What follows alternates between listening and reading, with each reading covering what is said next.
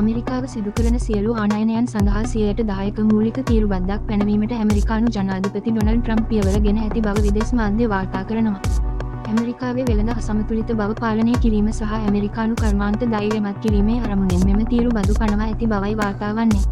ඒ අනුව මෙලෙස ආනයන සඳහා තීරු බදු ඉහළ දැමූ රටවල් ලෙස යුරෝපීය සංගමය 20%, චීනය 34%, ජපානය 24%, වියට්නාමය 46%, තායිවානය 32%, ඉන්දියාව 26%, දකුණු කොරියාව 25%, තායිලන්තය 36%, ස්විට්සර්ලන්තය 31%, ඉන්දුනීසියාව 32%, බ්‍රසීලය සහ එක්සත් රාජධානිය 10% ලෙසයි වාර්තා වන්නේ.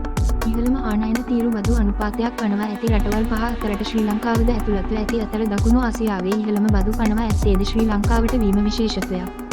ඒ අනුව මෙරටට පනවා ඇති 44%ක නව තීරු බද්ද අප්‍රේල් 5 වනදා සිට ක්‍රියාත්මක බවයි වාර්තා වන්නේ.